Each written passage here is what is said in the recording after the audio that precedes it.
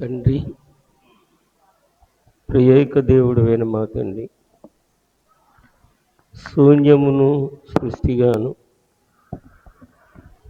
మంటిని మనుజునిగాను,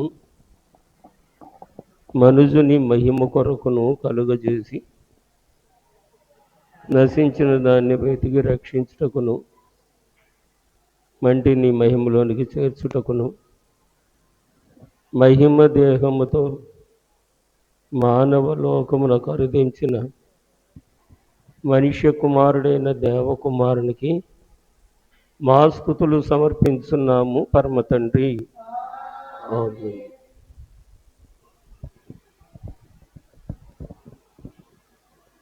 మహిమా తోడా కప్పివేయు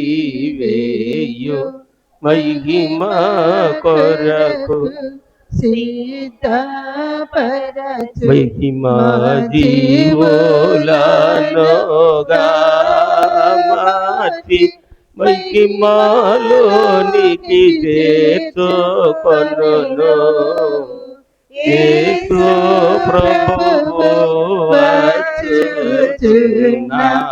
ఇదిగో వినరండి, పూర్వదోషకారులు చంపిరి బ్రతికే దొడ్డవరుడై వచ్చునండి. యేసు ప్రభువు వచ్చుచున్నాడు. ఇదిగో వినరండి. మరణించి మరి లేచిన దేవుని సన్నిధికి తిరిగి వచ్చిన వారులారా, దేవనామంలో మహిమ జీవనము తండ్రి మనకెల్లరికును దయచేయునుగాక. ప్రియులారా, గత 2 దినములు ధ్యానించిన మరి అంతరంగ బహిరంగ దేవుని యొక్క శ్రమానుభవం, సిలువను గురించినటువంటి సంగతులు, కన్నులుండి చూడలేని వారికి లేని కళ్ళను రప్పించి తెరిపించి దేవుడు వారికి ఇహలోక పరలోక మర్మములను తెలియచేసి వారిని సాక్షులుగాను మనలను విశ్వాసులుగాను దేవుడు వాడుకుంటూ చేసుకున్నారని నిన్న మొన్న 2 దినములు 1 కొరింథీ పత్రిక 1వ అధ్యాయంలో 20వ వచనం నుండి 24వ వచనం వరకు, అదే 1 కొరింథీ పత్రిక 2వ అధ్యాయంలో 10వ వచనం నుండి 16వ వచనం వరకు వాక్యమును పఠించి అందులోని దైవికమైనటువంటి మర్మముల గురించి ధ్యానించుట జరిగింది. ఈ దినము 1 కొరింథీ పత్రిక 3వ అధ్యాయము ప్రారంభం నుండి 7 వచనాలు చదువుట జరిగింది. ఈ 1 కొరింథీ పత్రిక 3వ అధ్యాయం 7వ వచనంలో పరిశుద్ధ పౌలు గారు అదే సంఘముతో మరి ఆయన రకరకాల సంగతులను, వారి యొక్క బలహీనతలను చూచుచూ వారికి బోధించుచూ వస్తున్నట్టు సంగతులు 1 కొరింథీ పత్రిక 3వ అధ్యాయం ప్రారంభ వచనంలో, సహోదరులారా, ఆత్మ సంబంధులైన మనుషులతో మాట్లాడినట్లు నేను మీతో మాట్లాడలేకపోతిని. శరీర సంబంధులైన మనుషులే అనియు క్రీస్తునందు పసిబిడ్డలే అనియు మీతో మాట్లాడవలసి వచ్చాను అని చాలు పౌలు గారు సంఘానికి తెలియజేస్తున్నారు. ఇదే పౌలు గారు మరొక చోటులో, మీ విశ్వాసము వ్యర్థమైతేనే కానీ ఈ కృప నిరర్థకము కాదు అని విశ్వాసులకి సంగతిని తెలియజేస్తారు.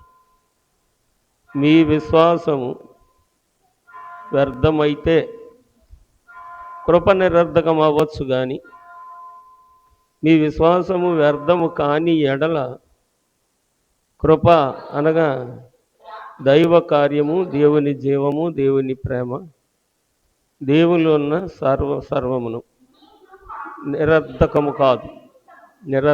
కాదు అని పౌలు గారు వీరికే తెలియజేస్తారు. కారణం ఏంటంటే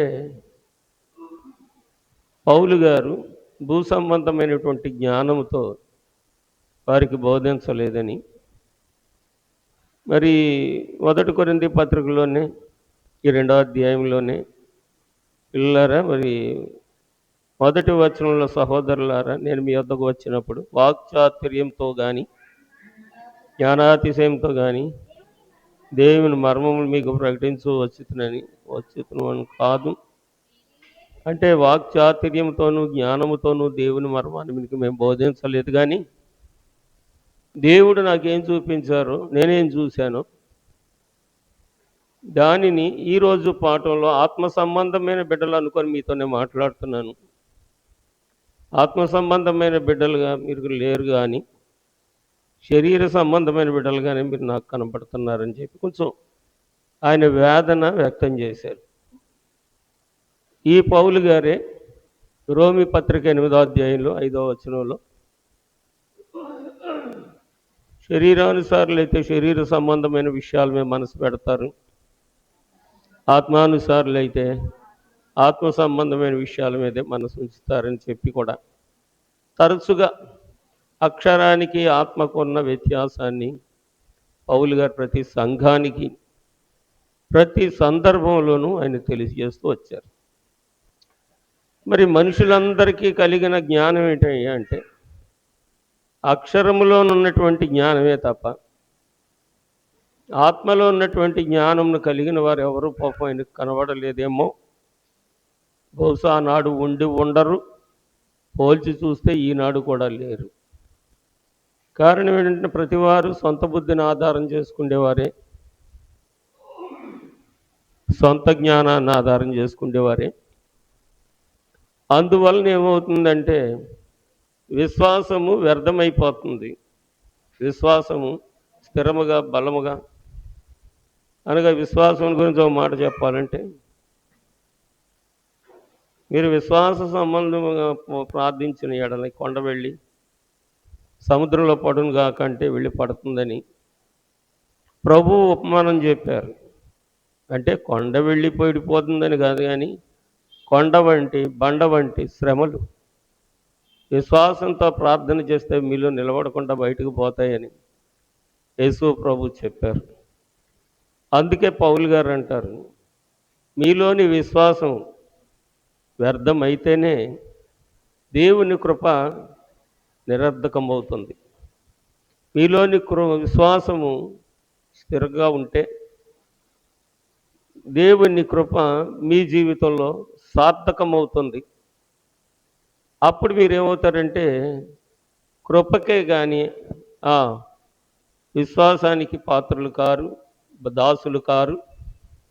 అనగా ఆత్మకే కానీ అక్షరానికి దాసులు కారు అని పరిశుద్ధ పౌలు గారి ద్వారాగా పిల్లర విశ్వాస సంఘాలకు ఈ సంగతులను తెలియజేశారు.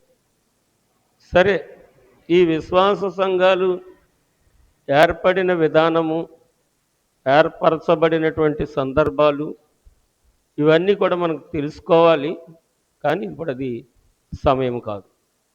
అయితే మరి నిన్న మొన్న ధ్యానించినటువంటి వాక్యములో సిలువను గురించిన సంగతులు, ఆ సిలువలో మరి బహిరంగ సిలువను గురించినటువంటి సంగతులు, బహిరంగ సిలువను గురించినటువంటి మనుషుల యొక్క యోచనలు, ఆలోచనలు, వారు చేసిన ఆలోచన అపహాసమును బట్టి పరలోకములో ఉన్న దేవుడు నవ్వుతున్నాడని కీర్తన 2వ కీర్తనలోని సంగతులు మనం ధ్యానించాం.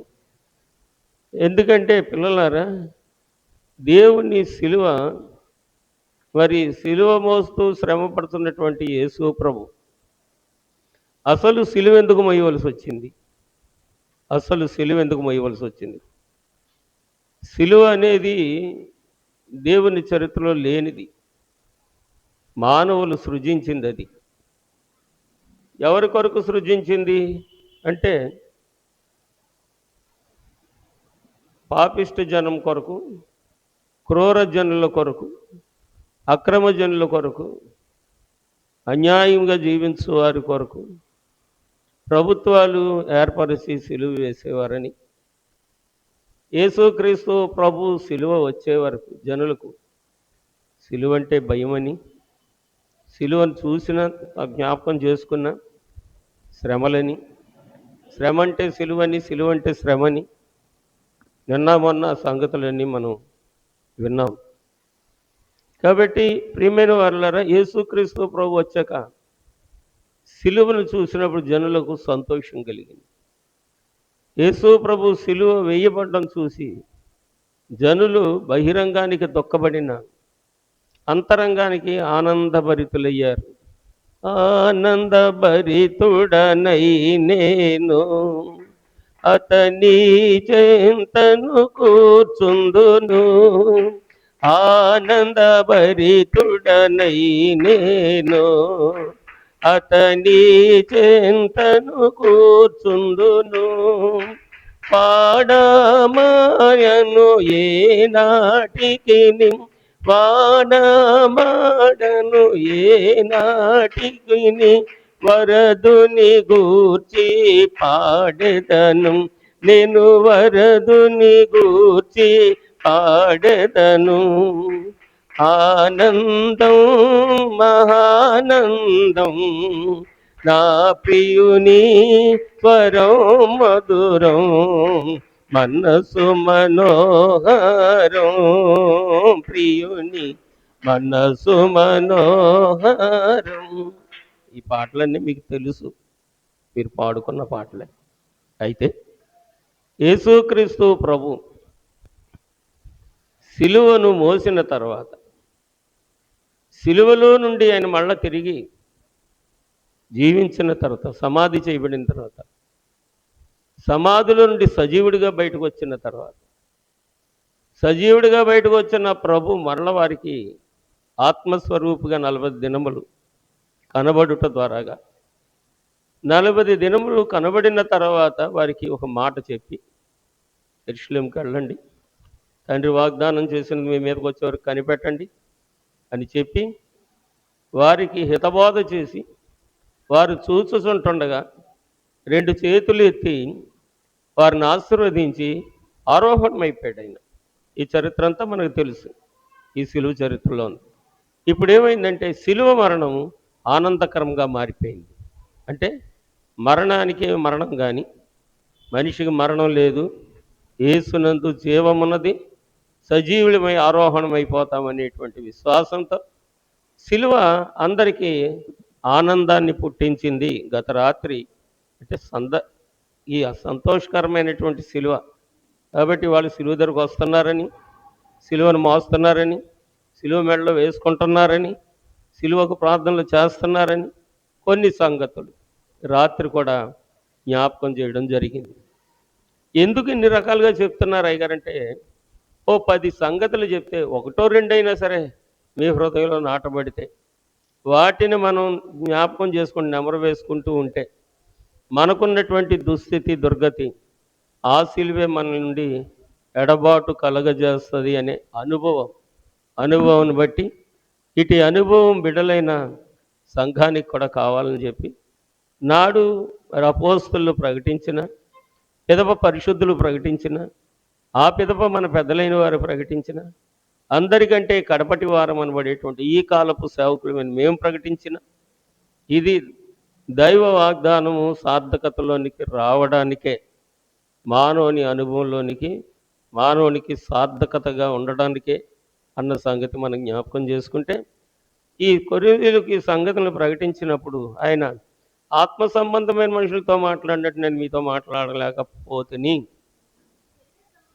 ఎన్ని చెప్తున్నానో, ఎన్ని రకాలుగా చెప్తున్నానో, ఎంత అనుభవం చెప్తున్నానో, ఎన్ని మహిమ కార్యాలు జరిగిస్తున్నానో, ఎన్ని ప్రార్థనలు నెరవేర్పు చూస్తున్నారో, ఎన్ని చిక్కులు పరిహారం అవుతున్నాయి, ఎన్ని కన్నీళ్ళు కట్టబడుతున్నాయి, ఎన్ని ఇబ్బందులు నేను పడుతున్నానో, ఎంత జయించి జయశీలుగా జీవిస్తున్నాను మీరు చూస్తుంటే కూడా ఆత్మ సంబంధమైన ఏంటి విశ్వాసంలోనికి రాలేకపోతున్నారని ఆయన వేదన ఈ సంఘం ఎదుట ఉంచి తన వేదనను వ్యక్తం చేస్తున్నారు. ఇకపోతే పిల్లలారా, మరి గత రాత్రి నేను చెప్పాను, మరి బహిరంగ శిలువలో మరి 3 శిలువల గురించి మనం జ్ఞాపకం చేసుకున్నాం. ఆ 3 శిలువల్లో మరి కొన్ని ఆయనకి వాస్తవ్యంగా గొల్గొతా కొండ మీద కనబడిన శిలువలని, అలాగే అంతరంగంగా మనుషులకి కానకుండా యేసు క్రీస్తు ప్రభువే ఎరిగినటువంటి శిలువ అదేంటంటే వాళ్ళు చేస్తున్న తిరస్కారములు, లేని నేరములు, అపహాసములు అనేటువంటి శిలువను ఆయన హృదయాన్ని గాయం చేస్తున్నాయి కాబట్టి అవి శిలువలు అయ్యింటే, ఈ శిలువ వెనక మరొక శిలువ గురించి చెప్తూ మరొక 3 శిలువలు ఏంటంటే మహిమ శిలువలకు సాదృశ్యంగా ఉన్నవి. అవి కయ్యేను దగ్గర నుండి క్రీస్తు ప్రభు జన్మ వరకు ఒక శిలువ, క్రీస్తు ప్రభు జన్మం దగ్గర నుండి ఆరోహణ వరకు ఒక శిలువ, క్రీస్తు ప్రభు ఆరోహణమైన తర్వాత మరల వచ్చి రెండవ రాకడలో 1000 ఏళ్ల శాంతి రాజ్య పరిపాలన చేసి అంత్య తీర్పు వరకు ఉండేది ఓ శిలువ. మహిమతోడా కప్పివేయు మహిమా కొరకు సిద్ధపరచు, మహిమతోడా కప్పివేయు మహిమా కొరకు సిద్ధపరచు, మహిమా జీవోలనోగా మార్చి మహిమలోనికి చేర్చుకొనును. చాలు పిల్లలారా, ఈ సిలువలో మరి 3 భాగాలు ఉన్నవని, 2 భాగాలు ఉన్నవని, 2 భాగాలు 3 అనుభవాలకి 3 కాలాలకి సాదృశ్యంగా ఉన్నవని రాత్రి చెప్పి అక్కడతోటి ఆఫ్ చేయడం జరిగింది. ఈ 2 అనుభవాల్లో ఒక అనుభవము పరిశుద్ధ పౌలు గారిదైతే, మరొక అనుభవం మన ఆత్మీయ తండ్రి పరిశుద్ధుడైనటువంటి దేవదాసయ్య గారి. మంచిది, పిల్లలు వినండి, అన్నం పెడతాయి ఈ మాటలు, వినండి, బుద్ధిని కలిగిస్తాయి ఈ మాటలు, వినండి, నేర్చుకోనండి, శుద్ధ హృదయం కలిగజేస్తాయి ఈ మాట. వినండి, దైవ చరిత్ర జీవితాలు దేవుడే మార్చుకుంటాడు. కాబట్టి ఇలాంటి పెద్ద పెద్ద మాటలు, అర్థం కాని మాటలు ఇవన్నీ మాకెందుకని అటు ఇటు చూస్తే మీ విశ్వాసము వ్యర్థమైతేనే కానీ కృప నిరర్ధకము కాదు. మీ విశ్వాసం వ్యర్థమైపోతే దేవుని కృప నిరర్ధకమైపోతుంది. కాబట్టి వ్యర్థంగా ప్రయాసపడొద్దు అని చెప్పేది అది. వ్యర్థంగా ఎవరును ప్రయాసపడద్దు. రైట్, సరే. ఇప్పుడు యేసు ప్రభువుని సిలువ వేశారు పిల్లారా. మరి ఆత్మ సంబంధమైన శరీర సంబంధమైన ఈ 2 సంగతులు మరి రోమాపత్రిక 8వ అధ్యాయం 5వ వచనంలో ఆత్మ సంబంధులు ఉన్నారు, శరీర సంబంధులు ఉన్నారని 8:5లో మనం చదివాం. ఆత్మ సంబంధమైనటువంటి మరణము అది జీవదాయకమైనదని, శరీర సంబంధమైనటువంటి విశ్వాసం ఒకసారి చదవండి 8:5. శరీరానుసారులు శరీర విషయముల మీద మనసునుంతురు, ఆత్మానుసారులు ఆత్మ విషయముల మీద మనసునుంతురు. శరీరానుసారమైన మనసు మరణము, ఆత్మానుసారమైన మనసు జీవముతో కూడిన సమాధానం. దేవునికి స్తోత్రం. కాబట్టి ఇప్పుడు పౌలు గారు ఆత్మ సంబంధమైన సంగతులు చెప్తున్నారు, కానీ మనుషులు శరీర సంబంధమైన సంగతుల మీదే మనసు పెడుతున్నారు. దీన్ని ఇంకా డీప్గా వివరంగా ఈ కాల జనానికి అంటే మనకు అర్థమయ్యేలా చెప్తే అసహించుకొని బయటకు పోతారు, చేదరించుకొని పోతారు, ఇంక ఉండరు ఇక్కడ ఉండరు. అలాంటి సత్యాలు ఎన్నో విశ్వాస నేత్రాలు కనబడుతున్నాయి పిల్లలారా. రాత్రి మరి వద్దులేండి ఇప్పుడు చెప్పను, కానీ తర్వాత చెప్తాను. రాత్రి సందర్భం జరిగింది మన సేవల్లోనే. మనం అందరూ ఇలాగే కూర్చుంటాం, నేను ఇలాగే మాట్లాడుతుంటాను, మీరు అలాగే కూర్చుంటారు, నేను పాడినప్పుడు పాడతారు, చెప్పినట్టు చదువుతారు. ఏ కార్యం జరుగుతుందో ఆత్మ సంబంధమైన వారికి మాత్రమే కనబడుతుంది తప్ప శరీర సంబంధమైన వారికి ఆ సంగతులు కనబడవు.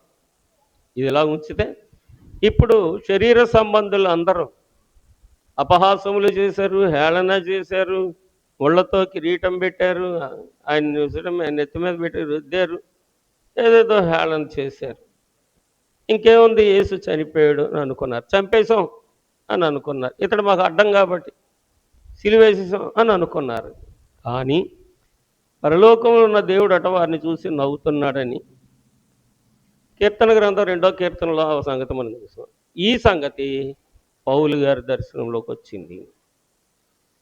పరలోకము నుండి పరలోకము వరకు నీచెన్నగానుండి నరులకు ముందుగా నడచుచు ముక్తికి సరిగా కొనిపోవు సుస్థిరమైన మార్గము. సుస్థిరమైన మార్గము నేనే అన్నాడు ఆయన. నేనే మార్గం. మనకు తెలుసు ప్రకృతిపాలెం వెళ్ళాలంటే ఎటు వెళ్ళాలో, అచ్చంపేట వెళ్ళాలంటే ఎటు వెళ్ళాలో, గొంచాలు వెళ్ళాలంటే ఎటు వెళ్ళాలో, పవర్ వెళ్ళాలంటే ఎటు వెళ్ళాలో. కానీ మోక్షం వెళ్ళే మార్గం మనకు తెలియదు. జీవాంతమందు మనం చేరవలసిన మార్గం మనకు తెలియదు, కానీ చేరాలి. విధిగా ప్రతి ఆత్మల గూట్లోకి వెళ్ళాలి. విధిగా ప్రతి దేహం మంటికే వెళ్ళాలి. కాబట్టి మన్నైనది మునుపటి వల్ల మన్నైపోద్దని దేవుడు ప్రసంగ గ్రంథం 12వ అధ్యాయంలో చెప్పినట్లుగా ఏ మతస్థులని, ఏ కులస్థులని, ఏ విశ్వాసులని, ఏ స్థాయిలో ఉన్నా దేహం మన్నుపాలు కాక ఎలా తప్పదో ఆత్మ కూడా దాన్ని చేసిన దేవుని గూటి వెళ్ళడం తప్పదు. ఆ మార్గం ఎవరికి తెలియదు. నాకు తెలియదు, ఏమో మీ సంగతి ఏమో, కానీ నాకు తెలియదు. దానిని యేసుప్రభు అన్నారు, నేనే మార్గం, నేనే మార్గం. ఈ మార్గము నరలోకము నుండి పరలోకమునకు స్థిరముగా కొనిపోయేటువంటి మార్గము. ఈ మార్గంలోనే పౌలు గారిని దేవుడు పరలోకానికి తీసుకొని వెళ్ళారు. పరలోకానికి తీసుకొని వెళ్ళి భూలోకంలో సిలువను గురించి చింతిస్తున్న వారిని, సిలువను చూసి హేళన చేస్తున్నవారు ఇద్దరిని అక్కడ చూపిస్తున్నారు. రెండు గుంపుల వారిని, అనగా చింతిస్తున్న గుంపుని, హేళన చేస్తున్న గుంపుని. చింతిస్తున్న గుంపు తెలిసి చింతిస్తుందా, తెలియక చింతిస్తుందంటే తెలియకే చింత. దేవదాసయ్య గారు అన్నారు, సిలువ మర్మం తెలిస్తే చింత తొలగిపోయి సంతోషం కలుగుతుంది అన్నారు. చింత తొలగిపోద్ది, సంతోషం కలుగుతుంది అని అన్నారు. కాబట్టి ఈ రెండు గుంపులు పరిశుద్ధ పౌలు గారికి దేవుడు చూపిస్తే, యేసుక్రీస్తు ప్రభు ముందు శరీర సంబంధులైనటువంటి గుంపు ఉందంట. యేసు ప్రభు వెనక ఆత్మ సంబంధమైన గుంపు ఉందట. ఈ శరీర సంబంధమైనటువంటి వారు పెడితే పెళ్లి కోరేవారు, లేకపోతే సావు కోరేవారు, వీళ్ళు కనబడుతున్నారు. ఆత్మ సంబంధమైన గుంపు ఉంది. ఈ ఆత్మ సంబంధమైన గుంపు పిల్లలారా, ఆయన పడుతున్న శ్రమను బట్టి కానీ, ఆయన ముందు ఉంచబడినటువంటి పందెంలో పోరాటం విషయంలో కానీ, ఆయన జయించబో విజయం విషయంలో కానీ ఆనందభరితులై ఉండి స్తోత్రములు స్తుతులు చేస్తున్నారట. ఇది భక్తుల అనుభవాలు. అందుకని అట అంటున్నారు. భక్తుల అనుభవాలు. వారు పరలోకం వరకు వెళ్ళి ఈ దేవుని వల్ల తీసుకొని కొనుక్కోబడి అక్కడ చూసి వచ్చి మనకి చరిత్రగా వీటిని రాసి మన ముందు ఉంచినటువంటి చరిత్ర. అయితే ఈ దూతలట ఈ ప్రభు వెనక ఉన్న ఆత్మ సంబంధమైన వారు ప్రతి సమయంలోనూ ప్రభుతోటే ఉన్నారంట. వారు ఎప్పుడు విడిచిపెట్టలేదట. ఈ ముందున్న వారు ఉన్నారు చూసారా, ముందుండి దావీదు కుమారుడు మమ్మల్ని రక్షించన్నవాళ్ళు, లేకపోతే అదన్నవాళ్ళు, ఇదన్నవాళ్ళు, నన్ను బాగు చేయమన్నవాళ్ళు, మా ఇంటికి రమ్మన్నవాళ్ళు, మా ఇంట్లో భోజనం చేయమన్నవాళ్ళు, నీకు కాళ్ళు కడుక్కుంటా అన్నవాళ్ళు, నీకు స్థలం సిద్ధపరుస్తాను, నీకు ఒక ఇల్లు కడతాను అన్నవారు, వీళ్ళందరూ శరీర సంబంధమైన గుంపులు. వీళ్ళు ఒక్కళ్ళు కూడా లేరు. ఎందుకు చెప్తున్నాను ఈ మాట? ఎందుకు దేవుడు నా నోట్లో ఏ మాటలు ఉంచుతుందంటే, నన్ను జాగ్రత్త పడమని. ఈ బోధ విన్నవారు, భక్తి అనే ముసుగులో ఉన్నవారు, ముసుకంటే మాయని మోసమని కాదు. భ్రమలో ఉన్నాం, భక్తి చేస్తున్నాం, దేవుడు నమ్ముకున్నాం, భ్రమలో ఉన్నాం, లోపలికి వెళ్ళట్లేదు. మాసిలమణి గారు అన్నట్టుగా లోనున్న ఈవులలో లోటైపోయిన నా బ్రతుకు అంటే దైవత్వంలో ఉన్నటువంటి మహిమ జీవనంలో విశ్వాసం లోటులో ఉన్నారని ఈ సంగతులను తెలియజేస్తూ మళ్ళీ ఈ సంగతులు మనకి జ్ఞాపకం చేస్తూ పిల్లలారా, అనేకులు సిలువ దగ్గర ఉన్నారు, శత్రువులుగా ఉన్నారు. సిలువ మోస్తున్నారు, శత్రుత్వాన్ని కనబరుస్తూనే ఉన్నారు. వాళ్ళని పక్కన పెట్టేద్దాం, దేవుడికి లేని బాధ మనకెందుకు. కానీ ఇప్పుడు వెనకున్నవారు ఉన్నారు. వెనకున్నవారు ఆత్మ సంబంధులైన వారు. ఈ ఆత్మ సంబంధులైన వారు పిల్లలు ఆయన జన్మించినప్పుడు పరలోకం నుండి భూలోకంకి వచ్చారని మన క్రిస్మస్ నెలలో చెప్పుకుంటాం. ఎందుకు? పరలోకపు తండ్రి పరలోకాన్ని విడిచి భూమి మీదకి వచ్చినప్పుడు ఆ దేవుడు లేని పరలోకం మాకు పరలోకం కాదు, ఆయన నరలోకంలో ఉన్న పాతాళ లోకంలో ఉన్న అదే మాకు పరలోకం అని చెప్పి పరిశుద్ధ దూతలు ప్రభువుని వెంబడించి వచ్చారని మనం చెప్తూ ఉంటాం, చదువుతూ ఉంటాము, ప్రార్థనలు చేస్తుంటాం. అవునా కాదా? అవునన్నవారు ఒకసారి ఆమేనానండి. నిజమేనా? తెలిసే అంటున్నారా, తెలియకుండా అంటున్నారా? రైట్, కన్ఫర్మ్ చేసుకోండి. సెకండ్ టైం ఏంటంటే యేసు ప్రభు అంటారు కదా, నేను నా తండ్రికి ప్రార్థన చేయనని, నా తండ్రికి నేను ప్రార్థన చేస్తే నా తండ్రి పరలోకం నుండి 12 వ్యూహముల సైన్యమును పంపడని మీరు అనుకుంటున్నారా? పేతురు, నీ కత్తి తీసి వరలో పెట్టు, నాకు చేతనవును. నేను కావాలంటే 12 వ్యూహముల సైన్య సమూహం అంటే 12 144 కోట్ల దోతలు నా పక్షంగా పోరాడడానికి ఉన్నారు, కానీ నేను వారి సహాయం తీసుకోవట్లేదు. చదువుతాం ఈ సంగతులు, ముందు కాలంలో మనం వివరించుకుంటాం. అప్పుడు కూడా వింటారు, కానీ క్యాజువల్గా తీసుకుంటారు అన్నమాట. రోజు వింటున్న బోధే కదా అన్నట్టుగా తీసుకుంటాం, కానీ దీని గురించి జాగ్రత్త పడాలి. మనం జాగ్రత్త పడితే మన పిల్లల్ని జాగ్రత్త పరుచుకోగలుగుతాం. మనం జాగ్రత్త పడితే మన ఇంటి వారిని జాగ్రత్త పరుచుకోగలుగుతాం. మనం జాగ్రత్త పడితే మన ఇరుగు పొరుగు వారిని జాగ్రత్త పరచగలుగుతాం. మనం జాగ్రత్త పడితే మనం మసలుతున్న మార్గమును బట్టి మనం ఉన్నటువంటి సమాజానికి కూడా జాగ్రత్త పరచగలుగుతాం. ఫలా నమ్మకమైన మంచి దాసురాలన్న బిరుదు అక్కడ రాయబడుతుంది. కాబట్టి వట్టి మాటలు కాదు, వరసలు తెలుపును. మరణాత మహిమలో వట్టి మాటలు లేవు, కానీ వరసలను తెలిపే సంగతులు ఎన్నో ఉన్నాయి. పైకి ఒక్కొక్క మాట చెప్పుకుంటూ వెళ్తున్నాను. ఆ మాట మీద మీరు ధ్యానం చేస్తే దేవుడు అనేకమైన సంగతులు మీ జ్ఞానానికి అందిస్తారు. అప్పుడు మీ ఆత్మ వెళ్ళి ఆ ఆత్మల గూటిలో కుదురుకుంటుంది స్థిరముగా. కాబట్టి అంతవరకు గాలికి ఎగిరే పళ్ళు అని అంటారు కదా. యోహాను శిష్యులను చూసి, దేనికి వచ్చారయ్యా మీరు? గాలికి ఊగే రెల్లును చూడడానికి వచ్చారా, మహిమగల దేవుని మనిషి ఆత్మను చూడడానికి వచ్చారా అని మత్తయి సువార్త 11:6 యేసు ప్రభు యోహాన్ గారి శిష్యులను గద్దిస్తారు. అది మాట్లాడినట్టుగా కనబడుతుంది, కానీ గద్దింపే. కాబట్టి వాళ్ళ వాక్యం కూడా బోధించినట్టు కనబడుతుంది, కానీ దీంట్లో కొంచెం గద్దింపు కూడా ఉంది. మీకు నాకు కూడా గద్దింపు ఉంది. కాబట్టి పిల్లలారు, ఉన్న విషయాలను మనస్కరించండి, లేని విషయాలు పక్కన పెట్టండి. అయితే మరి పౌలు గారికి మరొక విషయం ఏంటంటే, యేసుక్రీస్తు ప్రభు ఇదే సందర్భంలో ఆ గెత్సెమనే వనంలోనికి వెళ్ళి ఆ పాత్రలను తాగవలసి వచ్చినప్పుడు ప్రార్థన చేస్తూ ఆయన చెమట రక్తం వల్లే కార్చారు అని మనం చదువుతాం కదా. ఆయన చెమట నేలను రాలుతున్న గొప్ప రక్త బిందువులు అయ్యేను అని మనం చదువుతాం. ఆదివారం నాడు చెప్పాను ఆ సందర్భంలో, ఈ గిన్నె నా యొద్ద నుండి జ్ఞాపకుంటున్నాయా? వరసల్లోకి వస్తాయి, ఇవన్నీ వరసల్లోకి రావాలి, మీ అనుభవంలోనికి రావాలి. కాబట్టి పిల్లలారా, అక్కడ కూడా ఓ దేవదూత వచ్చి, మరణమవుతున్నావా తండ్రి? వెనకాతలు మేము ఉన్నాం, నీ మరణం కాదు, మరణము కాది బాధ, మార్గము వీడి చనిపోవా, పరమ భక్తుని భక్తులకు మరణము కానే కాదు, పరమ భక్తులకు మరణము కానే. సంఘం అనుభవంలో ఉండి ఎవరైనా నిద్రిస్తే సంఘం అక్కడ కూర్చొని ఈ పాట పాడాలన్నమాట.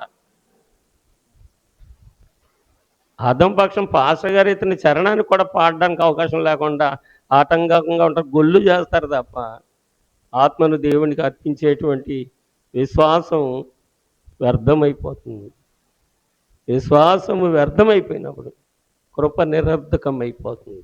ఇలాంటి లోపాలు పిల్లలు, నా ప్రియమైన పిల్లలు, రెగ్యులర్గా దేవుని దగ్గరకు వస్తున్న పిల్లలు, జీవగ్రంథాన్ని చేతబట్టుకొని వస్తున్న పిల్లలారా, దేవుని కృపను బట్టి దేవుని దగ్గరికి రావడం అలవాటైపోయింది కాబట్టి మీ అలవాటు వ్యర్థం కాకుండా దాన్ని సార్థకపరచుకోండి. అన్ని విషయాలు మనసులో పెట్టుకోనండి, మనసులో పెట్టుకోండి.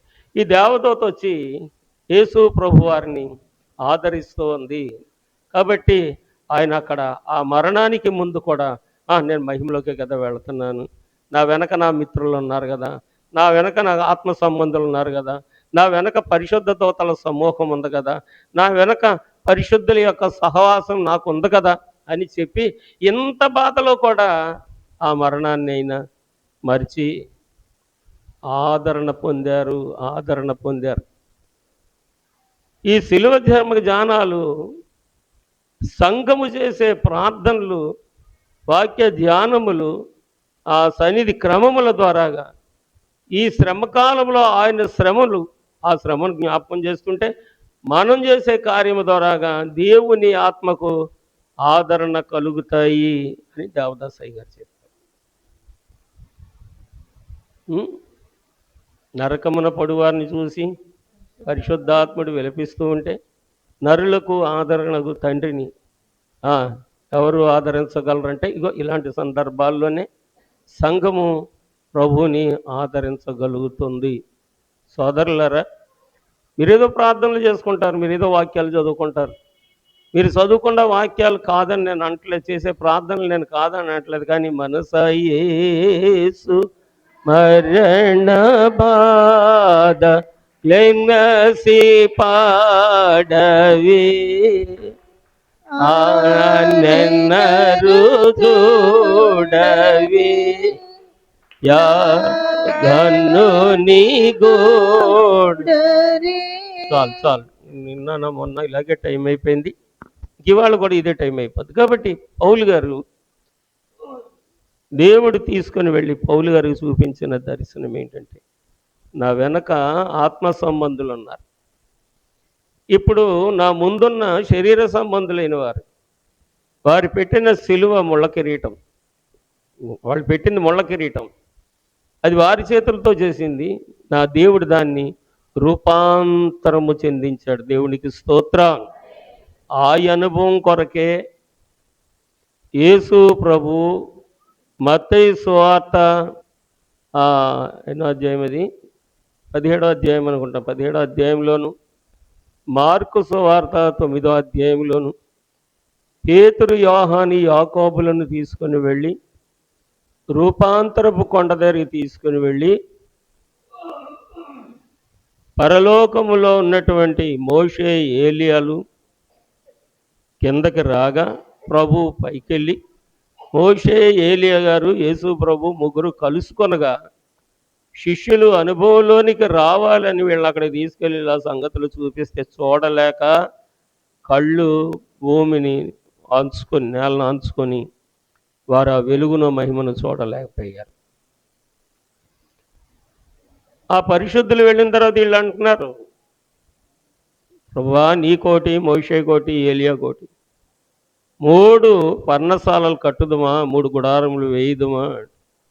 మన పెద్దలో మాట చెప్తారు, గుడిపురి జంగాలట తెల్లవారితే అమ్మకి ఇల్లు కడదామని అనుకునేవారట, తెల్లారిన తర్వాత అమ్మకి ఇల్లు కట్టేద్దామని ఈ గుడిపుడి జంగాలు అనుకొని తెల్లారిన తర్వాత ఎవడు జోలి ఆడు పట్టుకొని ఆయువరానికి వెళ్ళిపోయేవారట. అంటే వాడికి స్థిమితము లేని స్థితి, ఏ నరుడైనా సరే స్థిమితము లేని స్థితిలో ఉండి దుస్థితిలోనికి దిగజారిపోతున్నారు.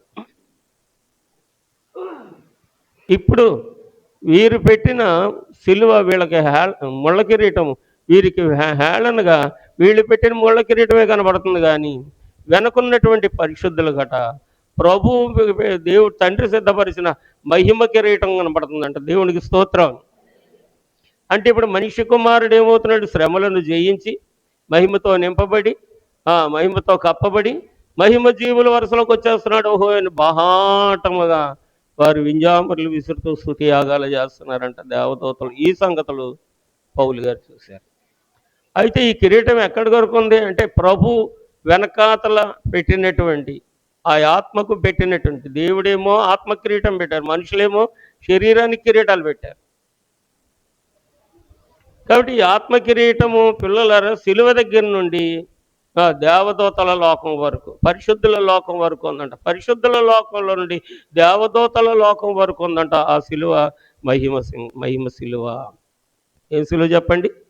మహిమ సిలువ. కాబట్టి తండ్రి ప్రభువుని మహిమతో నింపుతూ మహిమతో కప్పుతూ మహిమ జీవుల్లోనికి చేర్చుకోవడానికి ఈ సిలువ మీద నరులను ప్రేరేపించి నరుల రక్షణార్థమే నలగొట్టబడిన వాడే. గత రాత్రి చెప్పాను, ప్రాచ్యాత దేశాలలో ఈ మండల కాలంలో సిలువ యాగాలు యజ్ఞాలు ఎంత భీకరంగా జరిగిస్తారో. లక్షలాది జనములు ఒక వ్యక్తిని, సిలువ వేయబడిన వ్యక్తిగా రక్తసిక్తమైన దేహముతో సిలువ మోస్తూ ముళ్ళ కిరీటం పెట్టబడిన వాడే, కొరడాలతో కొట్టబడుతున్నవాడే పురవీధుల్లో తిప్పగా అది చూసిన వారు గుండెలు జల్లు జల్లు జల్లుమని రోడ్ల మీద పడి రోధిస్తున్నారు ఈనాడు కూడా అని రాత్రి చెప్పాను. రాత్రి మనం విన్నాం. ఇప్పుడు చూసేవారికి మా బలం అనుకుంటున్నారు, కానీ మోస్తున్న వాడికి అది దేవుని మహిమ. దేవునికి స్తోత్రం. అలాగే ఎవరు సిలువను మోస్తారో చూసేవారికి హేళన, మోసేవారికి దేవుని మహిమ. ఈ సిలువని యాగం జరిగించేవారికి దేవుని మహిమ అంటే ఆశీర్వాదం. మహిమ అంటే అర్థం ఏంటి చెప్పండి? చెప్పండి, మీకు తెలిసిందే చెప్పండి, పర్వాలేదు. ఒక్కొక్కరు ఒకటి చెప్పినా పర్లేదు, అందరూ ఒకటే చెప్పినా పర్లేదు. బహిరంగంగా నాకు వినబడేలా చెప్పండి మహిమ అనగా ఏంటి. చాలాసార్లు వాడతాం కదా ఈ పదం, మహిమని వాడతాం కదా. కృప, నేను అయ్యే అడుగుతుంటాను ఎక్కువ. కృప అంటే ఏంటి? మహిమ అంటే ఏంటి? కాబట్టి స్తుతి అంటే ఏంటి? స్తోత్రం అంటే ఏంటి? తెలుసున్నాయి, అందరూ చెప్పుకుంటూ ఉంటారు. తెలియని విషయాలు తండ్రిని అడిగి తెలుసుకోవడమే కదా భక్తి. మనకు భక్తులు నేర్పింది ఏంటి? తెలియని విషయాలు దేవుణ్ణి అడిగి తెలుసుకోనండి. బాబు చాలా కుర్చీలు ఉన్నాయి కదా ఇక్కడ. కాబట్టి ఈ మండలకాల ధ్యానాలకు వస్తున్న పిల్లలు తెలియని విషయాలు తెలుసుకోండి. ఇది మరి రెండు భాగాల్లో ఒక భాగము ముళ్ళ కిరీటము, పౌలు గారి యొక్క దర్శనము, అది మహిమ కిరీటము. చెప్పండి, మహిమ కిరీటం అన్నాను, కానీ వివరం మిమ్మల్ని అడిగాను. మరి మీరు ఏదో చెప్పడానికి సిద్ధపడ్డారు. ఇలా చెప్పరు, ఫోన్ చేసి పర్సనల్గా చెప్పండి, లేకపోతే కాగితం మీద రాసి బలిపీఠం దగ్గర ఎక్కడో పెట్టండి, మీ సంతకం పెట్టండి కింద. పలానా అమ్మాయినైనా పలానా అబ్బాయినైనా నా అనుభవం ఇది మహిమ అంటే నాకు ఇదిగో దేవుడు నాకు తెలియజేసిన అనుభవం ఇది అని చెప్పి పెట్టండి, తెలుసుకుందాం. చెప్పండి అయ్యగారు అంటారు చాలామంది అలాగే. అయ్యగారు చెప్పండి చెప్పేస్తానంట విలువ ఉంటుందంట. చెప్పేస్తే విలువ ఉంటుందా? దేవదాస్ అయ్యగారు అన్నారు, బాయ్ కష్టపడకుండా 10 రూపాయలు ఎక్కడ దొరికింది అనుకో విచ్చలవిడిగా ఖర్చు పెట్టేస్తాడు. అడి ఊరికనే వచ్చింది కాబట్టి విచ్చలవిడిగా ఖర్చు పెడతాడు. అదే కష్టపడి 10 రూపాయలు సంపాదిస్తేనా నెల రోజులు దాన్నే చూసుకొని జీవిస్తాడు అన్నారు. నిజమా కాదా? నిజమేనమ్మా పిల్లలు? మీకు తెలుసా? వీళ్ళే వాళ్ళ పనులు ఇది వాళ్ళు ఉన్నారు, వాళ్ళ పనులు వాళ్ళు. సరే, రెండో విషయానికి వస్తే దేవదాసయ్య గారు పరలోక మర్మములను నరలోకము వరకు నీవు పరలోక మర్మములను నరలోకము వరకు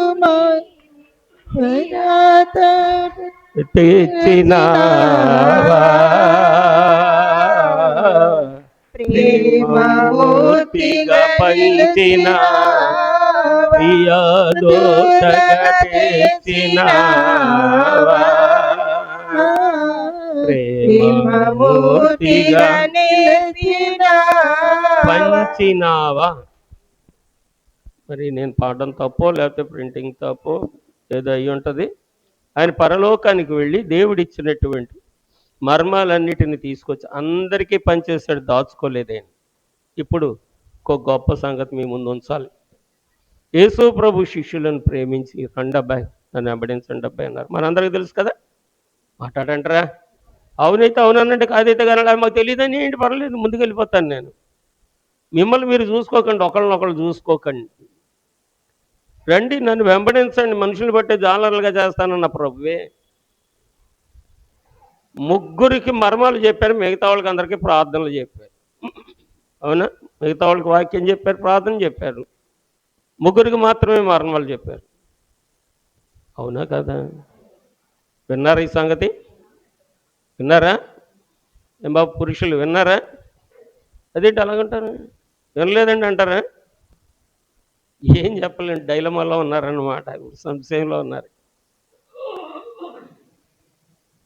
సరే, అది కూడా ఈ సిలువ జానాల్లోనే మళ్ళీ జానిస్తాం, ఏటేట జానించే సంగతులే. అయితే దేవదాసయ్య అలా చేయలే. దేవదాసయ్య అలా చేయకుండా పరలోక మర్మములన్నీ నరలోకం వరకు ప్రియ దూత వలె తెచ్చి ప్రేమమూర్తిగా పంచిచ్చేసాడంట అందరికీ. దేవునికి స్తోత్రం. అబ్బాయి ఇదిగో పరలోకం మర్మం, ఇదిగో పరలోకపు దర్శనం, ఇదిగో దేవుని మహిమ, ఇదిగో దేవుని వాగ్దానం, ఇదిగో దేవుని దర్శనం, ఇదిగో దైవ కార్యం, ఇలా జరుగుతుంది, ఇలా సిద్ధపడండి అని చెప్పి శిష్యులందరికీ పంచిచ్చేసిన ప్రేమమూర్తి ఒక అడుగు పైకి ఉందన్నమాట. చెప్పాలంటే ఈయనకి దేవుడిచ్చిన వారం గొప్ప వారం. ఆయన అంటారు యోహాను సువార్తలో, నా యందు విశ్వాసం ఉంచిన వాడు నాకంటే గొప్ప కార్యాలు చేస్తారు. అంటే దేవుడిచ్చిన మాటలో పట్టు బిగించి సంపాదించుకున్న దైవజనుడు ఈ దైవజనుడు. మరో సంగతికి వస్తే రక్తస్రావపు స్త్రీ అని అంటారు యేసు ప్రభు. మార్క్స్ వార్త 5వ అధ్యాయంలో రక్తస్రావపు స్త్రీ అని చెప్పి ప్రభు ఆ స్త్రీని గురించి మాట్లాడతారు. దేవదాసయ్య అంటారు కుసుమ రోగంతో ఉన్న కోమలాంగి అంటే ఎంత సుందరంగా వర్ణించాడు ఆయన. కుసుమ రోగముతో సంకటపడుతున్న కోమలాంగి, కుసుమారోగి అయినా కోమాలియోకారుని రసమైపోవచో మిగులా వ్యసన పడగా బస విడిచి దారిలో ప్రభు యేసుని మోట నిడుమాలన్నిటి నుండి విడుదలాయే. వినరయ్యా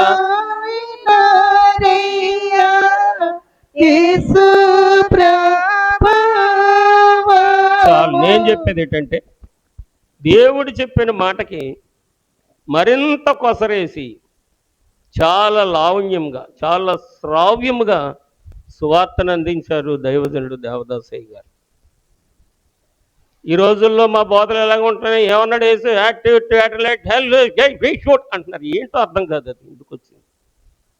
ఎక్కడన్నా యేసు ప్రభు గద్దించినట్టు బోధ ఉందా? ఆయన అరిసి బోధ చేశాడు, కేకలేసి బోధ చేశాడని ఎక్కడన్నా ఉందా? లేదే. ఆయన సావధానంగా అరటిపండు ఒలిచి నోట్లో పెట్టినట్టుగా విశ్వాసులకు చెప్తా అనంత సున్నితంగా దేవదాసయ్య దేవుని మాటకు మరింత కోమలత్వం ఆపాదించి జనులకు అందించారు. ఆ అనుభవంలోనికి రావాలి ఈ సంఘం. క్రీస్తుని గురించి ప్రకటించే విషయంలో, యేసు క్రీస్తు ప్రేమను గురించి, రక్షణ గురించి, ఆశీర్వాదం గురించి, స్వస్థత గురించి నీవు సంభాషించే విషయంలో అదమము నీ ఇంట్లోనైనా సరే మరింత కోమలంగా దాన్ని ఉచ్చరించాలి తప్ప అదే చెప్పడం చెప్పాను ఇష్టం అని అన్నట్టు ఉండకూడదు.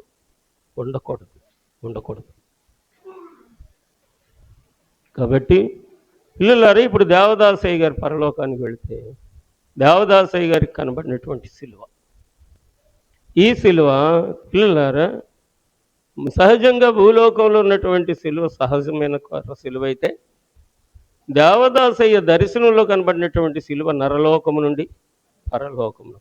ఉన్న విషయమా లేని విషయమా మాట్లాడాలి. ఉన్న విషయమే.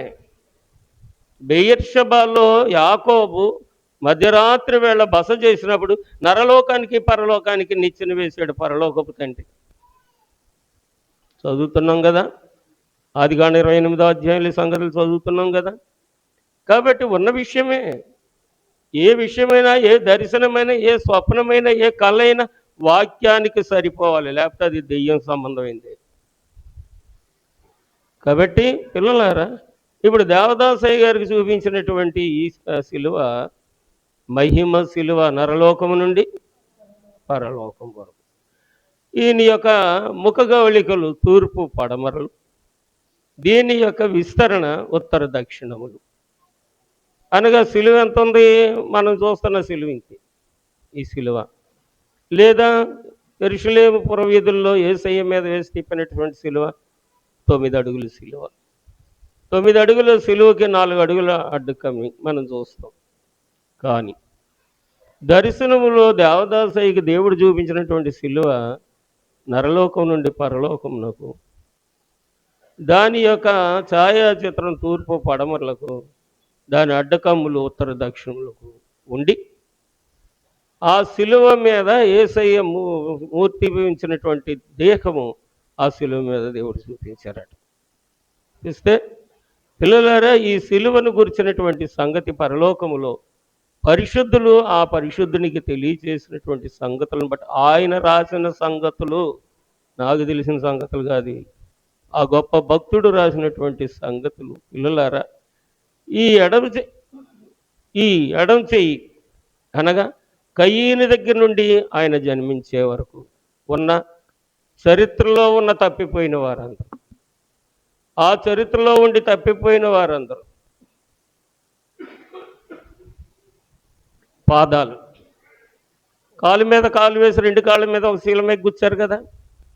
ఈ పాదాలు యేసుక్రీస్తు ప్రభు జన్మించిన కాడి నుంచి ఈయన సిలువ వేయబడి ఆరోహణమయ్యే వరకు ఉన్న విశ్వాస సంఘము యొక్క ఆ సంఘము కొరకైనటువంటి ఈ కమ్మి. మరి ఇంకోటి కుడి ప్రక్కన ఉన్నవారు. ఈ కుడి ప్రక్కన ఉన్నటువంటి వారు క్రీస్తు ప్రభు రాగా 1000 ఏండ్ల శాంతి పరిపాలన, ఆ తర్వాత జరిగే అంత్య తీర్పు వరకు ఉన్న వారిని అందరినీ ప్రయాసపడి భారము మోయువారలో, ప్రయాసపడి భారము మోయువారలో ప్రభుని చెంతకు పరుగిడి వేగమే, ప్రభుని చెంతకు పరుగిడి వేగమే, రండి రండి రమ్మనుచున్నాడు. కాబట్టి ఈ సిలువ ఉత్తర దక్షిణాలకు చేతులు చాపి తూర్పు పడమరలకు ముఖమిందమును ఉంచి ఆయన నరలోకం నుండి పరలోకం వరకు ఉన్న కారణం ఏమిటయ్యా అంటే, పిల్లలారా, జారిపోయిన వారు, రాలిపోయిన వారు, తప్పిపోయిన వారు, పొర్లిపోయిన వారు, దొర్లిపోయిన వారు, అగాధంలో పడిపోయిన వారిని అందరినీ ఈ ఎడమ చేత ఆకర్షిస్తున్నాడంటే, ఎడమ చేత్తో ఆకర్షిస్తున్నాడు. అలాగే పిల్లారా, ఆయన జీవితకాలంలో ఆయన హేళన చేసిన వారు, ఆయన వెంబడించిన వారు, నువ్వే మా దేవుడు అన్నవారు, మడతరవేండి చూపించిన వారు, ఆయన్ని సిలువ వేసే వరకు ఉన్నవారందరూ కూడా ఆయన పాదముల చెంత ఉండవలసిన వారు. కాబట్టి ఈ పాద సన్నిధి అక్కడ అమర్చి, భూలోకంలో అమర్చి ఉంచానని చెప్పి తెలియజేశారు. మూడవ విషయంలోకి వస్తే, ఆయన ఆరోహణం దగ్గర నుండి మళ్ళా రెండవ రాకడలో 1000 ఏళ్ల తీర్పు, అలాగే పరిశుద్ధుల విమర్శ దినం, అప్పటి వరకు ఉండేవారి కొరకు ఈ కుడి చేయిని చాచి ఉంచారట.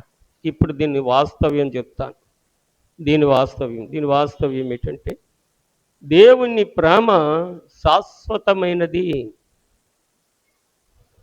మారనది, మాయనది, మార్పు లేనిది, మరువజాలనిది. నివాడు ప్రతి మాట నీవు.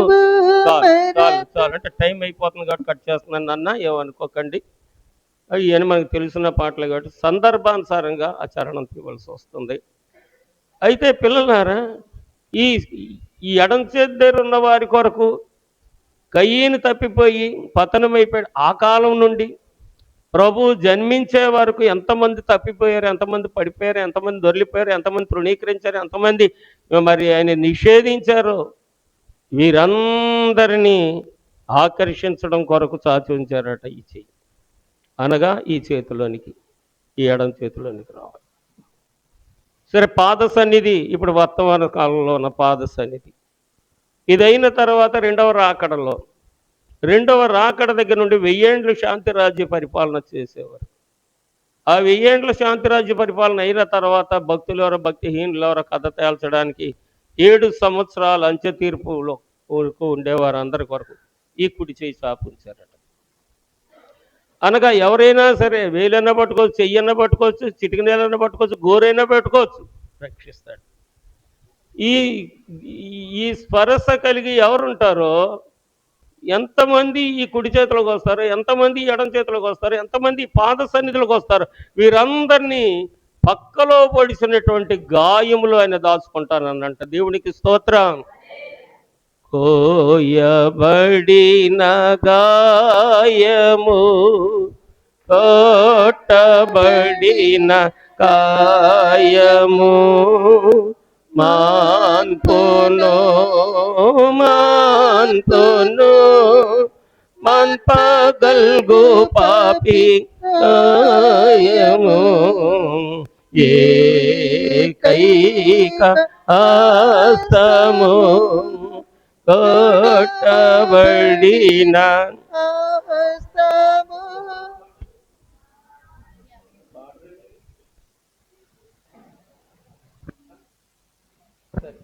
సరే, వద్దులేమో, చాలు.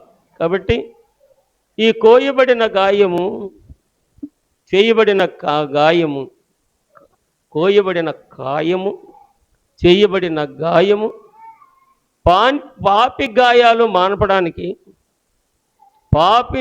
పాపి చేసినటువంటి ఆ పరిశుద్ధిని డొక్కలో పెట్టుకొని దాచుకోవడానికి ఈ సిలువ గాయాలు అన్నారు. ఏమా నిజమా? నమ్ముదామా వద్దా? నమ్ముతున్నాను అన్నవారందరూ ఒకసారి చేయి పైకెత్తండి. నమ్మలేని వారు కూడా ఉన్నారు కదా. అందుకని వాస్తవ వాక్యం చెప్తున్నాను. ఈ పాప కూర్చుంది ఇక్కడ. ఈ పాప ఇవాళ పాటలు అవి పాడుతుంది, సన్నిధి క్రమాలు అవి చేస్తుంది. ఈ పాప మెర్చూరైన రోజుల్లో వాళ్ళ నాన్నగారికి ఒక దర్శనం వచ్చింది. కోణాల సంసోన్, మీ వీధుల్లోనే కదా ఉన్నాడు, ఆయనకి దర్శనం వచ్చింది. ఇదే శ్రమకాలం అనుకుంటాను, శ్రమకాలం మరి రోజుల్లో గుర్తులేదు. కానీ ఆయన కొంచెం మైల్డ్గా ఉండేవాడు, ఏదో డ్రింక్ తీసుకుండేవాడు, మైల్డ్గా ఉండేవాడు, విచారంగా ఉండేవాడు. శ్రమలు, కుటుంబం అంతా శ్రమలు, దుఃఖము, దుర్వ్యసనాలతో ఉండేవాడు. పరమదేవుడైనటువంటి ప్రభువు పరలోకంలో నుండి దిగి వచ్చాడు ఈయన కొరకు. జయమణి సాయి ఉందా? జయమణి ఉందా? జరిగిందనా? జరిగింది. కాబట్టి దిగి వచ్చాడు. ఎలా వచ్చారు? ఇదే సిచ్యువేషన్, ఇదే సిలువ, ఇవే గాయాలు, ఇదే సిలువ. తూర్పు పడమరలకు చాచినట్టు ముఖము వెన్ను కనబడుతున్నటువంటి ఈ ముఖ చిత్రము, ఉత్తర దక్షిణాలకు చాచినటువంటి ఆ చేతులు, నరలోక పరలోకానికి కనబడుతున్నటువంటి ఈ సిలువ. అనేకులైనటువంటి వారు కాళ్ళు పట్టుకున్నవారు ఉన్నారు, చేతులు పట్టుకున్నవారు ఉన్నారు, మోచేతులు పట్టుకున్నవారు ఉన్నారు, వేళ్ళు పట్టుకున్న వాళ్ళు ఉన్నారు. వీళ్ళందరూ ఉంటుండగా ఈ సంసోన్ అంటున్నాడంట, నన్ను తీసుకెళ్ళరా, నన్ను పట్టుకున్నాడు. ఎక్కడ ఖాళీ ఉందో అక్కడ పట్టుకుంటే కాళ్ళు ఖాళీ ఉందంట. అందరూ చేతులు పట్టుకుంటే కాళ్ళు ఎందుకు పట్టుకొని అన్నాడంట. తెలుసా నీకు? జ్ఞాపకం? కాళ్ళు పట్టుకొని అన్నాడంట. నమ్మలేని వాళ్ళ పరిస్థితి ఇది. ఇవాళ దైవత్వంలో ఉన్న వాస్తవ్యాన్ని నమ్మలేని వారి పరిస్థితి ఇదే. ఇది జరిగిన సంగతి. మన గ్రామంలో, మన సంఘంలో, మన సభ్యుల్లో జరిగిన సంగతి ఇది. అప్పుడు నేను చెప్పాను, అయ్యో ఎంత పని చేసావయ్యా, కాలో వేలో గౌరవ పట్టుకొని వెళ్ళిపోవాలి కానీ అయిపోయింటే కాళ్ళు పట్టుకు బుద్ధి కాలేదు అయ్యారు అన్నాడు.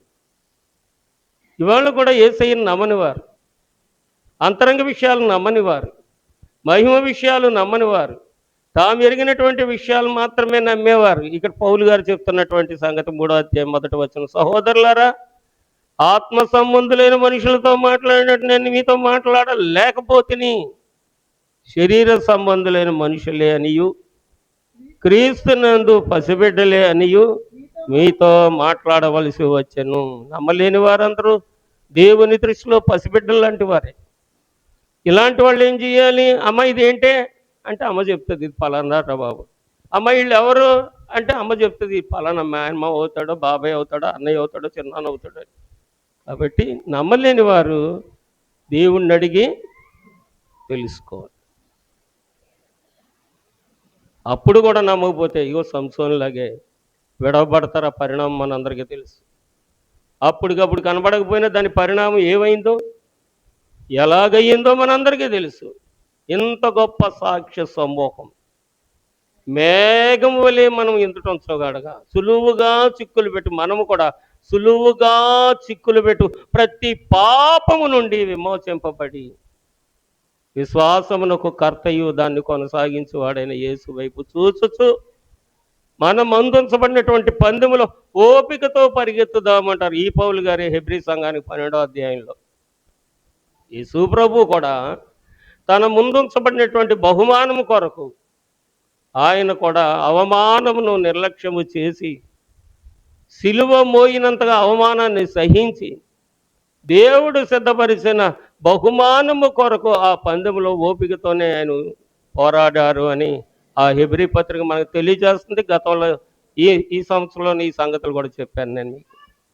కాబట్టి సిలువ జానపరులారా, ఇది పప్పల పండగ కాదు, తిప్పల పండగ. ఇది తిప్పల పండగ కాదు, మోక్షం చేర్చే పండుగ ఇది. నీవు ఎరిగినా ఎరగకపోయినా నువ్వు ఉండవలసిన చోటకు నిన్ను తీసుకొని వెళ్ళేది. నీకేం తెలుసు? ఇక్కడ వరకే నీకు తెలుసు. ఇంకా చెప్పాలంటే నీ పరిమిత జ్ఞానానికి మాత్రమే నీకు తెలుసు. ఇంకా చెప్పాలంటే వ్యర్థమైపోతున్నటువంటి నీ విశ్వాసానికి మాత్రమే తెలుసు. నీ విశ్వాసము ఎప్పుడూ ఒకలాగుండదు, నా విశ్వాసం ఎప్పుడూ ఒకలాగుండదు. అది ధర్మకాటలా కాసేపు అటు, కాసేపు ఇటు, కాసేపు ఇటు, కాసేపు అటు ఊగిసలాడుతుంటుంది. అందుకనే యేసు ప్రభు మీరు ఎరంజములో ఏం చూడడానికి వచ్చారు? గాలికి కదిలే రెల్లును చూడడానికి వచ్చారా? మత్తయి సువార్త 11వ అధ్యాయం 6వ వచనంలో యేసు స్వామి చెప్పిన మాట. యేసు స్వామి దగ్గరకు వచ్చాక యేసు ప్రభు విషయంలో ఇంకెవరికైనా సంశయం ఉందా అంటే ఆయన అంటారు, రండి మన వివాదము తేల్చుకుందాం. మీ పాపములు రక్తం వలె ఉన్న హిమము వలె తెల్లగా మారుస్తాను, మీ ఆ పాపములు మరి గొర్రె బొచ్చు వలె ఎర్రగా ఉన్న వాటిని తెల్లని ఉన్నెనుగా మారుస్తానని చెప్పి దేవుడు పిలిచారు. యేసుని పిలుపు వినియో నింక యోచింపనేలా, యేసుని పిలుపు వినియో నింక యోచింపనేలా, అవనిలో గతాట్లు పాలైన, అవనిలో గతాట్లు పాలైన కలుగదు శాంతి ఆత్మకు ఇళ్ళలో, కలుగదు శాంతి ఆత్మకు ఇళ్ళలో. రండి రండి యేసుని యొద్దకు రమ్మనుచున్నాడు. మనకి ఎలాగ తెలియదు. దేవుడేం చెప్తున్నా ఈ సంగతిని నమ్మకపోతే మన గతి ఏమవుతుందో. ఒకవేళ దేవుడు చెప్పిన సంగతి కూడా నమ్మలేకపోతే మన పైన అనుభవం నీళ్ళు భక్తులు పరిశుద్ధులు ఎందరో ఉన్నారు. వారి జీవితంలో దేవుడు చేసిన కార్యములు ఇవాళ ఏదో మనం చూసొచ్చినట్టుగా, సినిమాకి వెళ్ళి చూసొచ్చి ఒరే హీరో ఇలా చేశాడరా, హీరోయిన్ అలా చేసిందిరా అని చెప్పినట్టుగా వివరంగా దైవ మర్మం భక్తులు మనకు వివరిస్తుంటారు. ఇది కూడా నమ్మలేకపోతే దాని విశ్వాసం ఉందామా? దాని సహవాసం ఉందామా? ప్రయాసపడి భారం మోస్తున్నాం కదా. ఆయన అంటారు రండి రండి. కరువు రణము రుణము చూసి మారు మనసు కలగదు. నీ కరువు నీ రుణము నీ రణములు చూసి మారు మనసు కలదు కదా నీకు. అవనిలో అగసాట్ల పాలైపోయినా మారు మనసు కలగదు నీకు. ఆత్మకు శాంతి కలగదు నీకు. కాబట్టి నమ్ము. రమ్ము మయమిదే పిలచుచున్నాడు మన ప్రభువైన యేసునొద్దకు రమ్ము. ఇలాంటి పాటలు ఇప్పుడు పాటలు లేదు అసలు. కాబట్టి జీవితం అంతా వ్యర్థంగాను దుర్బలంగా నశించిపోతున్నా, కరువులు వెంటాడుతున్నా, కష్టాలు పారద్రోలుతున్నా, బెట్టుకు బ్రతుకుతున్నామని అనుకుంటున్నా, ప్రతిరోజు సచ్చిన జీవుల్లో మనం ఉంటున్నా, సిలువ దగ్గరకు వచ్చి చేరదీస్తే ప్రభు అంటారు కదా, తొలగిస్తాను కీడులు తొలగిస్తానన్న దేవవాక్కును నమ్మకపోతే ఏమందాం? విశ్వాసం అందామా, దుష్టత్వం ఉందామా, భ్రష్టత్వం ఉందామా? రాత్రి చెప్పాను. రాత్రి ఆ దుష్టత్వం గురించి ఆ భ్రష్టత్వం గురించి చెప్పినందుకే ఒక అమ్మాయిలో ఉన్న దెయ్యం నాతో నా ఇంటికి వచ్చింది రాత్రి. నమ్ముతారా మీరు? నమ్ముతారా? ఆ దెయ్యం వచ్చి నాతో పోరాడుతుంటే నా పెనుగులాట్లో నా పక్క మంచం మీద ఉన్న మా అమ్మాయి లేచిపోయింది భయపడి. ఆ తర్వాత సాతాను సర్పమా సర్వకార్యములందు శ్రమలతో కూడిన చావు నీకని పద్యం పాడదామంటే రావట్లేదు, నాకు నోరు తిరగట్లేదు. చేతకాక కాదు, సాతాను బహుయుక్తి గలవాడు. కాబట్టి వాడిని ఎదిరించండి, వాడు పారిపోవాలి, దుష్టత్వం బయటికి వెళ్ళిపోవాలి, దుష్టత్వం బయటికి వెళ్ళిపోవాలి. అప్పుడు దైవత్వం నీలోనికి రావాలి. అంతవరకు దేవుడు నాకు తెలుసు అని అనుకోవడం అజ్ఞానము. అజ్ఞానం. వింటున్నాం, విధేయులు మోగుదాం. చిన్న పిల్లల వల్లే దేవుని దగ్గర సంగతులు నేర్చుకున్న వాళ్ళారా. ఏదో అడవిడిగా అమ్మ 2 మెతుకులు ఎట్టి నాకు టైం అయిపోతుంది వెళ్ళిపోతాను, ఏదో ఆకేసుకొని కూర్చున్నట్టుగా ప్రార్థన కూర్చోవద్దు. పనులన్నీ కట్టిపెట్టు, దేహశుద్ధి చేసుకో, మనసు నెమ్మది చేసుకో. నీవెంతసేపు ఉండగలుగుతావు అంతసేపు ప్రశాంతంగా దేవుడితో మాట్లాడు. ఒక దినమున ఒక సమయమున నీ లెక్క పూర్తి కాగానే దేవుడు వచ్చి లెక్కలన్నీ వివరంగా చెప్తాడు. అప్పుడు జీవితం రూపాంతరం చెందుతుంది. మహిమ జీవనంలోకి వస్తాం. వాటి ధన్యత దీవెన. జీవాధిపతి పునరుద్ధానుడైన ప్రభు మహిమ లోకమునకు వెళ్ళి మహిమ జీవులుగా మనల్ని సిద్ధపరుస్తున్న శ్రమానుభవం కలిగినటువంటి యేసు స్వామి కూడిన మీకెల్లరికును దయచేయునుగాక.